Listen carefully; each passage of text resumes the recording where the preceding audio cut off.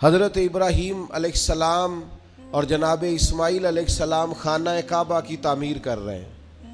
حضرت اسماعیل اینٹیں اٹھا کے لاتے ہیں اور جناب ابراہیم علیہ السلام دیواروں پہ لگا کے دیواروں کو بلند کرتے ہیں۔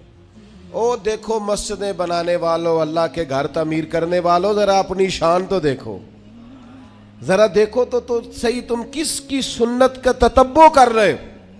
تم دیکھو تم کس صف میں کھڑے ہو جس صف کی امامت جناب ابراہیم علیہ السلام فرما رہے ہیں۔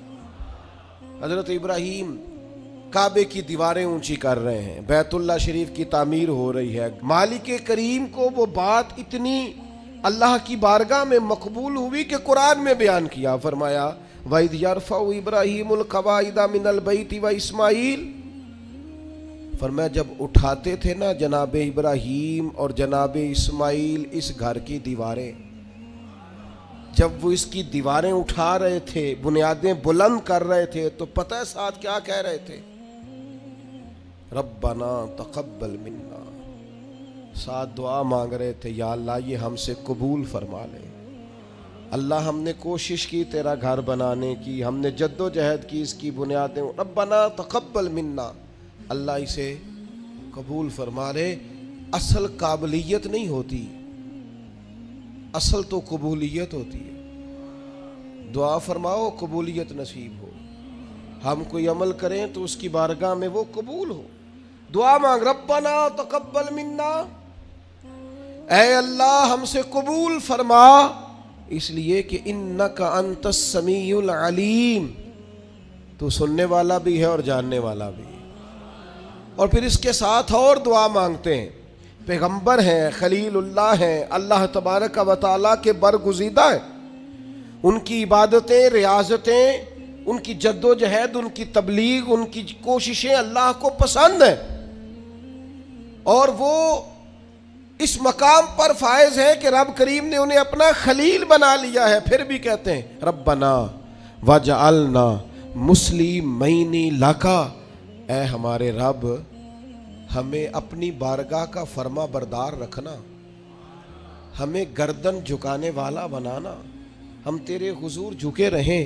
وَمِن ذُرِّيَّتِنَا أُمَّةً مُسْلِمَةً لَكَ، اور ہماری اولاد میں بھی ایک امت کو اپنی فرما بردار رکھنا، آنے والی نسلیں بھی تیری فرما بردار رہیں۔ دعا کیوں نہیں مانگتی امت یہ کہ یا اللہ ہماری اولادیں بھی تیری فرما بردار؟ ہر وقت ان کے لیے رزق ہی مانگتے ہو، صحت ہی مانگتے ہو، اچھا کاروبار ہی مانگتے ہو۔ یہ دیکھو جناب ابراہیم کیا مانگ رہے ہیں، کہتے یا اللہ ہماری اولادوں کو اپنا فرما بردار رکھنا، یہ تیرے نافرمان نہ ہو۔ اتنا مقام ہے، مرتبہ ہے، پھر بھی کہتے ہیں وَأَرِنَا مَنَاسِكَنَا، یا اللہ ہمیں اپنی عبادت کے طریقے سکھا، یا اللہ ہمیں سکھا کس طریقے سے تیری عبادت کریں تو راضی ہوتا ہے۔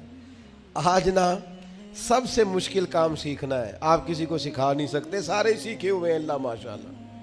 جس سے پوچھیں گے وہ کہتے ہیں اوہو تعلیم یافتہ ہوں، پڑھا لکھا ہوں، سند یافتہ ہوں، تجربہ کار بھی ہوں، اتنے سال ہو گئے فلاں کام کرتے ہو۔ آپ یہ دیکھیں سیکھنا کتنا اہم ہے۔ وَأَرِنَا مَنَاسِكَنَا،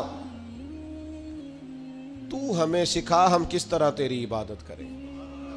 وَتُبْ عَلَيْنَا، اور اپنی رحمت سے ہمارے اوپر رجوع بھی فرما، کرم فرما مالک، ہم پر رجوع فرما۔ اتنے بڑے ہیں حضرت ابراہیم خلیل، پر دعا مانگ رہے ہیں یا اللہ ہمیں فرما بردار بنا، اپنی عبادت کے طریقے سکھا۔ تو وہ جو لوگ جنہوں نے طے کر لیا ہے کہ بس ہم سب کچھ سیکھ چکے ہیں، ہم تو فارغ التحصیل ہیں، ہم تو بڑے قابل ہو گئے، اوہو ہم سے سیانا بھی کوئی دوسرا ہوگا، وہ ذرا اس سے سیکھے نا۔ یہ حضرت خلیل علیہ السلام کیا ارشاد فرما رہے ہیں؟ پھر آگے فرمایا اِنَّكَ أَنْتَ التَّوَّابُ الرَّحِيمُ، بے شک تو بہت توبہ قبول کرنے والا اور بہت رحمت کرنے والا ہے۔ پھر فرمایا ربنا وابعث فیہم رسولا، اے اللہ بھیج دے ہم میں سے اپنا عظمت والا رسول۔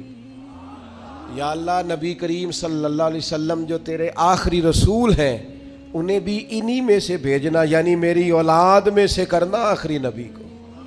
خود رسول کریم نے فرمایا ہے، حضور فرماتے ہیں میں اپنی ماں کا وہ خواب ہوں جو میری پیدائش کے وقت انہوں نے دیکھا تھا، اور شام کے محلات روشن ہو گئے تھے۔ حضور فرمانے لگے میں جناب عیسیٰ کی بشارت ہوں اور میں جناب ابراہیم کی دعا ہوں، میں دعا ہوں، جناب ابراہیم کی دعا بن کے آیا ہوں حضرت خلیل اللہ، میں وہ ہوں جن کے لیے جناب خلیل نے دعا کی، ربنا وابعث فیہم رسولا۔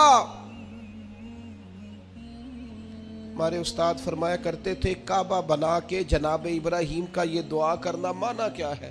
مالک میں نے بنا دیا ہے، اسے آباد کرنے والا رسول بھی عطا فرما۔ تڑپے گی محبوب کی امت بیت اللہ دیکھنے کو، دعائیں مانگے گی، یوں گھومے گی بیت اللہ کے گرد جس طرح پروانہ شمع کے گرد گھومتا ہے، نظریں دیکھ دیکھ کے بیت اللہ کو ٹھنڈی ہوں گی۔ ربنا وابعث فیہم رسولا، اے اللہ ان میں وہ رسول بھیج دے، وہ محبوب آئیں تو کیا کریں؟ اے اللہ جب وہ آئیں منہم انہی میں سے آئیں، یتلو علیہم آیاتکا، اور وہ آ کر ان پر تیری آیتیں پڑھیں، وَيُعَلِّمُهُمُ الْكِتَابَ وَالْحِکْمَةَ، انہیں کتاب بھی سکھائیں اور پختہ علم بھی سکھائیں، دانائی بھی سکھائیں، وَيُزَكِّيهِمْ، بڑوں نے ترجمہ کیا ہے پر جو ترجمہ فاضل بریلوی نے کیا ہے وَيُزَكِّيهِمْ، اے اللہ وہ محبوب تیرے آئیں اور انہیں خوب ستھرا کر دیں، خوب ستھرا کر دیں، ان کے دلوں کو صاف کر دیں، باطن کا تزکیہ کر۔ یہ دعائیں کر رہے ہیں جناب ابراہیم۔ انک انت العزیز الحکیم، بے شک مالک تو غالب حکمت والا ہے۔ جناب ابراہیم علیہ السلام بیت اللہ کی تعمیر کرتے ہیں، قبولیت کی دعا مانگتے ہیں، اللہ کے حضور عرض کرتے ہیں اللہ آخری پیغمبر علیہ السلام کو مبعوث فرما تاکہ وہ کتاب و حکمت سکھائیں، تاکہ وہ قرآن مجید کی آیات کی تلاوت کریں۔ اے اللہ رسول کریم علیہ السلام عطا فرما جو دلوں کا تزکیہ کریں۔ اس رسول صلی اللہ تعالی علیہ وسلم کے لیے حضرت ابراہیم نے دعا مانگی تھی، وہ رسول اللہ نے ہمیں عطا فرمائے۔ اب ہمیں حضور کے بتائے ہوئے طریقے کے مطابق کتاب و سنت سیکھنا چاہیے نا۔ حضور نے جو خوبصورت ارشادات کر کے ہمارا تزکیہ کیا ہے ہمیں وہ یاد رکھنے چاہیے نا، دلوں میں